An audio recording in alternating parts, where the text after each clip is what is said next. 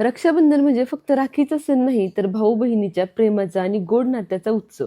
आणि या खास दिवसाचा आनंद आणखी द्विगुणित करण्यासाठी आज मी बनवणार आहे एकदम स्पेशल रक्षाबंधन स्पेशल व्हेज थाळी, ज्यात नारळी भातापासून काकडीच्या कोशिंबिरीपर्यंत अस्सल चविष्ट आणि मराठमोळे पदार्थ आहेत.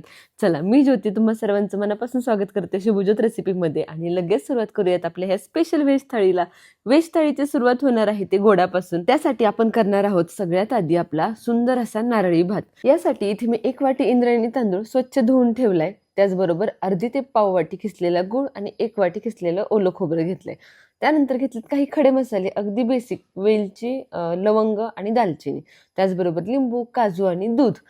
तर लिंबू आपण यात वापरणार नाहीयेत, परंतु कधी वापरायचं हे मी तुम्हाला सांगणार आहे.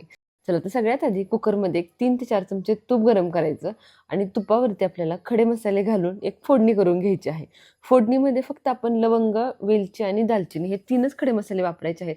कारण हेच खडे मसाले आपल्या नारळी भातामध्ये वापरले जातात. कारण या खडे मसाल्यांना थोडीशी गोडसर चव असते किंवा त्यांची चव गुळाबरोबर खूप छान जाते. त्यामुळे दुसरे कोणतेही खडे मसाले वापरू नका आणि मसाल्यांचं प्रमाण हे अगदी कमी आहे. चला, तर यावर तांदूळ घालायचा आणि तांदूळ छान खरपूस असं परतवून घ्यायचा. इथे मी इंद्रायणी तांदूळ घेतलाय. तुम्हाला हवा असेल तर तुम्ही आंबे मोहरे घेऊ शकता. तांदूळ एक 3 ते 4 मिनिटं परतलं गेला की यामध्ये घालायचं आहे ते 1 वाटी दूध आणि 1 वाटी पाणी. आता ज्या वाटीने तुम्ही तांदूळ घेतलाय त्याच वाटीने हे प्रमाण मोजून घालायचं आहे. इथे मी 1 वाटी तांदूळ घेतला होता, त्यासाठी 1 वाटी दूध आणि 1 वाटी पाणी घातले. दोन्ही वाट्या पाणी घातलं तरीही चालेल. पाण्याला छान उकळी येऊ द्यायची, दुधाला आणि पाण्याला, आणि त्यानंतर चवीप्रमाणे मीठ घालायचं. तुम्ही आता तांदूळ शिजवताना दुधाऐवजी फक्त पाणी वापरत असाल तर या स्टेजला लिंबू घालायचा आहे. यामुळे भात छान मोकळा सुटसुटीत होतो आणि तो अजिबातही चिकट होत नाही. म्हणून मी लिंबू तुम्हाला आवर्जून दाखवलं. परंतु दूध घालत असाल त्यावेळेला लिंबू घालू नका, कारण दूध फाटण्याचे चान्सेस असतात. चला, आता भात आपला शिजतोय तोपर्यंत याचं छानसं सारण बनवून घेऊयात गुळ आणि खोबऱ्याचं. यासाठी पॅन गरम करून 2 चमचे तुपावरती काजू खमंग असे भाजून घ्यायचे. काजू छानपैकी भाजले गेलेत. आता हे काढून घेते आणि त्यानंतर याच तुपावरती आपल्याला घालायचा आहे हा किसलेला गुळ. 1 वाटी तांदूळ घेतलाय, त्यासाठी पाव वाटी, पाव ते पावपेक्षा थोडंसं जास्त, परंतु अर्ध्यापेक्षा कमी वाटी खिसलेला गुळ घेतलाय. एवढंच प्रमाण गुळाचं घ्यायचं, कारण नारळी भात खूप जास्त गोडही चांगला लागत नाही. त्याची गोडी अगदी मापात राहण्यासाठी एवढंच गुळ लागणार आहे. आता तुपावरती गुळ छान विरघळला गेला की यामध्ये हे 1 वाटी खिसलेलं ओलं खोबरं आहे ते घालून घेतले. आता खोबरं इथे मी मोठ्या खिसणीने घिसून घेतले, त्यामुळे ते असं थोडंसं मोठं दिसतंय. कारण हे खोबरं ना खाताना खूप छान दाताखाली येतं. तुम्ही अगदी बारीक खिस करून घेतला ना तरीही चालेल. मिक्सरला डायरेक्ट खोबऱ्याचे तुकडे फिरवून घेतले तरीही चालेल. खोबरं आणि गुळ परतत असताना यामध्ये आवर्जून अर्धी वाटी दूध घालायचं आणि दुधामध्ये गुळ खोबरं छान असं शिजवून घ्यायचं. यामुळे नारळी भाताला खूप भारी टेस्ट येते. त्यामुळे ही टिप आवर्जून फॉलो करा. दुधामध्ये आवर्जून खोबरं छान गुळाबरोबर शिजवून घ्या. चला, अतिशय सुंदर आणि रसरशीत असं हे आपलं गुळ खोबऱ्याचं मिश्रण तयार झालंय. तांदूळही आपला अगदी परफेक्ट असा शिजलाय. इंद्रायणी तांदूळ आहे, फक्त मी 2 शिट्ट्या करून घेतल्यात. जास्त शिजवू नका, कारण यामध्ये आपल्याला गुळ खोबरं घातल्यानंतर ही एक वाफ काढायची आहे. किंवा तांदूळ खूप जास्त ओलाही राहता कामा नये, थोडासा मोकळा सुटसुटीत राहायला हवा, म्हणून पाणी सुद्धा अगदी प्रमाणबद्ध घाला. चला, तर हे गुळ खोबऱ्याचं मिश्रण घालून भात छानपैकी परतवून घ्यायचा. सगळ्या शेवटी यामध्ये हे काजू घालायचे. तुम्हाला हवं असेल तर या स्टेजला तुम्ही वेलची पूड घालू शकता, परंतु मी शक्यतो वेलची पूड या स्टेजला घालत नाही, कारण जे काही खडे मसाले घातलेत ना त्याचा फ्लेवर मग कमी होतो वेलची पूड घातल्यावरती, म्हणून मी फक्त ते यामध्ये घातली नाहीये. चला, तर गुळ खोबऱ्याचं मिश्रण भातामध्ये छान मिक्स करून झालं की आता झाकण ठेवायचं आणि फक्त 1-2 मिनिटाची वाफ काढायची. शिट्टी पण काढायची नाहीये, फक्त एक वाफ काढायची. यामुळे छानपैकी ते गुळ खोबऱ्याचं मिश्रण तांदळामध्ये मुरलं जातं आणि भाताला अप्रतिम अशी चव येते. चला, सुंदर असा आपला हा नारळी भात तयार झालाय. अगदी बघूनच तोंडाला पाणी सुटेल एवढा भारी झालाय. पहिला पदार्थ आपला तयार झालाय. आता वळूया दुसऱ्या पदार्थाकडे. आता या स्पेशल व्हेज थाळीतलं मेन अट्रॅक्शन असणार आहे ती ही मटर पनीरची भाजी. यासाठी काजू आणि बेडगी मिरची भिजवून घेतली. त्याचबरोबर मटार आणि हे घरचं पनीर आहे. घरी पनीर कसं बनवायचं याचा व्हिडिओ उद्या येणार आहे, तुम्ही नक्की बघा. त्याचबरोबर कांदा, टोमॅटो, दही, हळद, धना पावडर, लाल तिखट, गरम मसाला, आलं आणि लसूण. चला, आता घेऊयात आपलं वाटण बनवायला. यासाठी मिक्सरच्या भांड्यामध्ये आलं लसूण घालून घेतले. कांदा आणि टोमॅटो मी हलक्या लाल गुलाबी रंगावरती भाजून घेतलाय, तो घालून घ्यायचा. त्याचबरोबर भिजवलेली बेडगी मिरची आणि काजू. बेडगी मिरची आणि काजू आवर्जून घाला, काजूमुळे भाजीला छान रिचनेस येतो, तर बेडगी मिरचीमुळे अतिशय सुंदर असं आपल्या या मटर पनीरच्या भाजीला कलर येणार आहे. त्यामुळे या 2 गोष्टी एक अर्धा तास आधी फक्त भिजायला घाला. चला, सगळ्या गोष्टी अगदी छान अशा स्मूथ वाटून घेतल्यात. अजिबातही दरदरीत अशी ही ग्रेव्ही राहता कामा नये, कारण पनीरच्या भाजीचा मेन बेसच ही ग्रेव्ही असणार आहे. त्यामुळे अगदी स्मूथ असं वाटण करून घ्या. तर कढईमध्ये 4 ते 5 चमचे तेल गरम करायचं आणि त्यावरती हे वाटण घालायचं. आणि तेल सुटेपर्यंत हे वाटण छान असं परतवून घ्यायचं. ही पनीरची भाजी बनवायला खूप जास्त वेळही लागत नाही, अगदी झटपट अशी होते, परंतु खायला चवीला अप्रतिम अशी आहे. चला तर वाटण परतत असताना शिंतोडे उडतायत, त्याच्यामुळे मी झाकण ठेवून मी ही ग्रेव्ही कंटिन्यू परतत राहते. खूप जास्त शिंतोडे उडत असतील तर 1-2 मिनिटाचं झाकण ठेवा, यामुळे ग्रेव्ही छान शिजली सुद्धा जाते आणि शिंतोडे ही कढईच्या बाहेर येत नाहीत. चला मसाला छान परतला गेला की यामध्ये हळद, गरम मसाला, धनापूड, लाल तिखट हे सगळे ड्राय मसाले घालून घ्यायचे. मसाला छान असा परतवून घ्यायचा. आता इथे मी कोणताही पनीर मसाला वगैरे वापरत नाहीये, फक्त घरगुती गरम मसाला आहे, तो अर्धा चमचा वापरला आहे. तुम्हाला हवा असेल तर या स्टेजला पनीर मसाला वापरू शकता. मसाला छान परतला गेला की 1-2 ते 3 चमचे दही घालायचं आणि दही सुद्धा वाटणामध्ये छान असं परतवून घ्यायचं. या स्टेजला जेवढा तुम्ही हा मसाला छान परतवून घ्याल ना, तेवढी तुमच्या भाजीची चव वाढणार आहे. त्यामुळे मसाला छान खमंग असा परतवून घ्या. चला मसाला छान आता परतला गेलाय. यामध्ये हे मटार घालायचे. इथे मी फ्रोझन मटार घातलेत, तुम्ही ताजे असतील तर ताजेही घालू शकता. त्यानंतर गरजेप्रमाणे पाणी घालायचं. ग्रेव्ही तुम्हाला किती घट्ट किती पातळ हवी त्यानुसार कन्सिस्टन्सी ॲडजस्ट करा. चवीप्रमाणे मीठ आणि अगदी चिमूटभर साखर घाला, ज्यामुळे चवी छान बॅलन्स होतात. आणि 1 चमचा कसुरी मेथी हाताने छान चुरून घाला, त्यामुळे फ्लेवर खूप छान येतो. सगळ्या गोष्टी व्यवस्थित मिक्स करून घ्यायच्या. वरून कोथिंबीर घालायची आणि भाजीला छान उकळी येऊ द्यायची. त्यानंतरच यामध्ये पनीर घालायचं. पनीर आपण बऱ्याच वेळेला विकतचं आणत असतो, परंतु आता आपल्याला माहिती आहे मार्केटमध्ये पनीर व्यवस्थित भेटत नाही किंवा ओरिजिनल भेटत नाहीये. अशा वेळेस तुम्ही घरच्या घरी सहज सोप्या पद्धतीने हे पनीर बनवू शकता. इतकं भारी आणि इतकं टेंडर हे पनीर होतं ना घरी, की काही विचारायलाच नको. उद्या याचा व्हिडिओ पोस्ट होणार आहे, नक्की बघा. खूप सुंदर आणि झटपट अशी पनीरची रेसिपी आहे. चला झाकण ठेवून फक्त 1-2 मिनिटाची वाफ काढली आणि अतिशय सुंदर अशी आपली पनीरची भाजी तयार झाली. चला आता वळूयात आपल्या थाळीतल्या पुढच्या पदार्थाकडे. तो म्हणजे महाराष्ट्राच्या प्रत्येक थाळीमध्ये असलाच पाहिजे हा आपला पिवळा बटाटा. यासाठी काही बेसिक साहित्य घेतले. बटाटा, कांदा, आलं, लसूण, हिरवी मिरचीचं वाटण, जिरी, मोहरी, हिंग, कढीपत्ता आणि हळद. चला सगळ्यात आधी पॅनमध्ये तेल गरम करून जिरी, मोहरी, हिंग आणि कढीपत्त्याची फोडणी घालायची. यावरती हा बारीक चिरलेला कांदा घालायचा.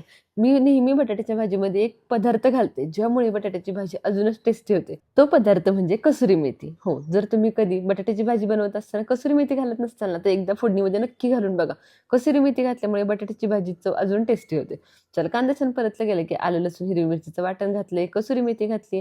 ह्या दोन्ही गोष्टी परतून घ्यायच्या. आता हळद आणि चवीप्रमाणे मीठ फोडणीतच घालायचं.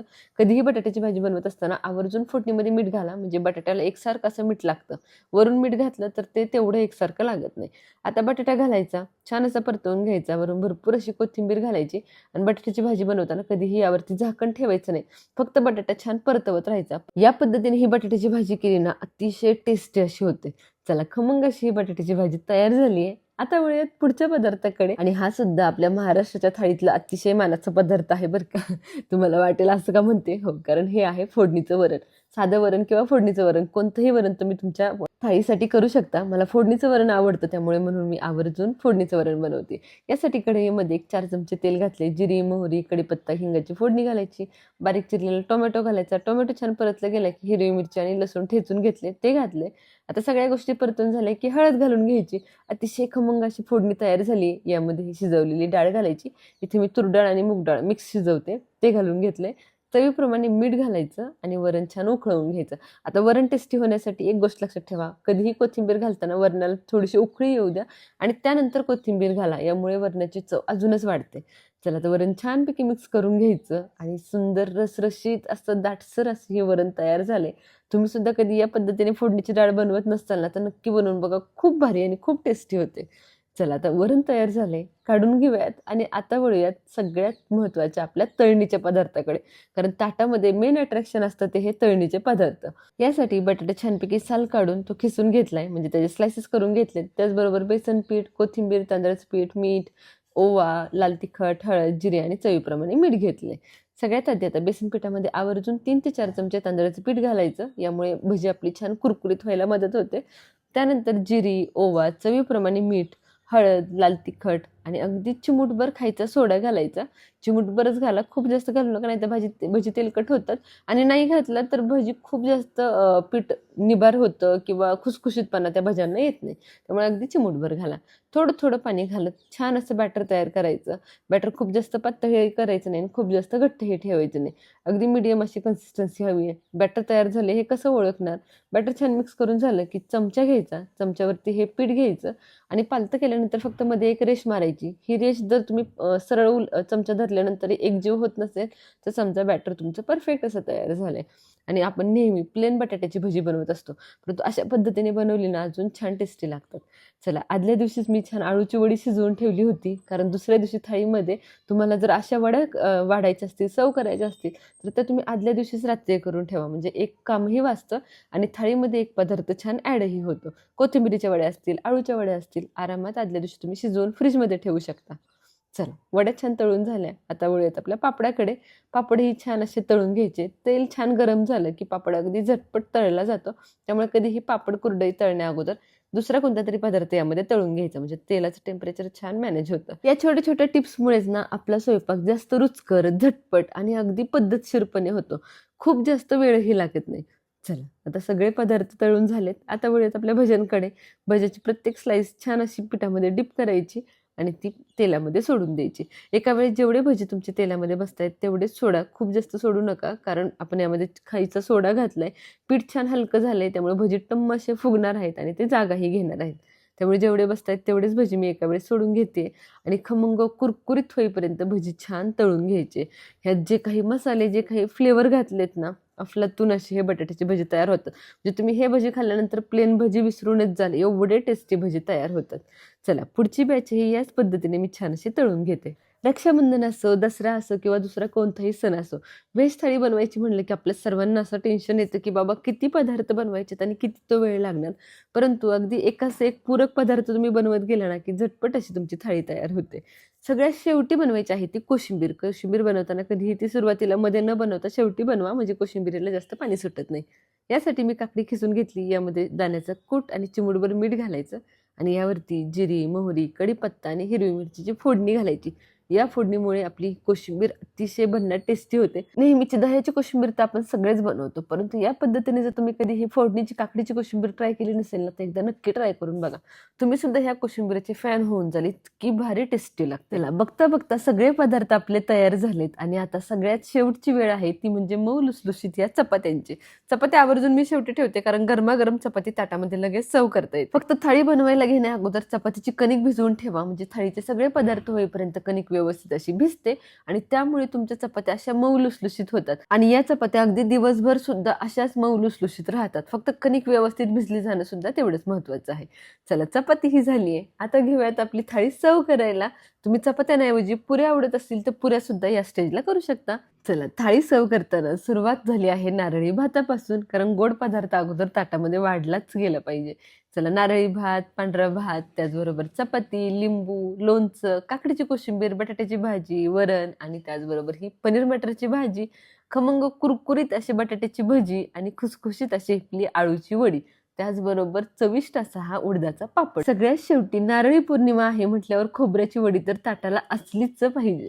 बरं, नारळची वडी कशी बनवायची हेही मी सांगितले. व्हिडिओची लिंक खाली डिस्क्रिप्शन मध्ये देते किंवा पेजवरती व्हिडिओ आहे, जाऊन तुम्ही बघू शकता. चला, तुपावरती वरण आणि साजूक तुपाची धार घालून घ्यायची आणि अतिशय सुंदर अशी आपली ही व्हेज थाळी तयार झालीये. चला, तुम्ही सुद्धा या रक्षाबंधनला ही व्हेज थाळी नक्की ट्राय करून बघा, म्हणजे घरातले तुमचं कौतुक करून थकणार नाहीत. इतकं कौतुक होईल की काही विचारायलाच नको.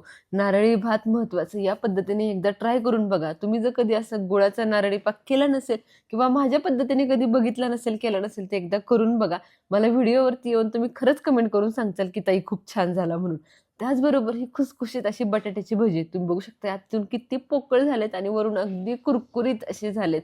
मलईदार मखमली अशी ही आपली पनीर मटरची भाजी. बरं, खूप जास्त काही आपण याला साहित्यही वापरलं नाही, अगदी बेसिक साहित्यांमध्ये अतिशय चविष्ट अशी पनीरची भाजी तयार झाली आहे. त्याचबरोबर ही तोंडाची चव वाढवणारी काकडीची कोशिंबीरही आहे. चला, सगळ्या रेसिपी एकापेक्षा एक भारी झालेत. कोणाचं कौतुक करावं आणि कोणाचं नाही असं होणार आहे. चला, कशी वाटली आजची थाळी मला कमेंट सेक्शनमध्ये नक्की सांगा. रेसिपी आवडली असेल तर व्हिडिओला लाईक करा, बनवायचं असेल तर सेव्ह करा, कोणाकडून बनवून घ्यायचे असेल तर शेअर करा आणि अशाच खमंग झणझणीत चमचमीत रेसिपींसाठी आपल्या शुभज्योत रेसिपी चॅनलला सबस्क्राईब करायला अजिबातही विसरू नका. तसेच फेसबुक आणि इंस्टाग्रामवरही आपल्या पेजला तुम्ही फॉलो करू शकता, कारण तिथेही नवनवीन रेसिपी मी दररोज तुमच्या भेटीसाठी घेऊन येत असते.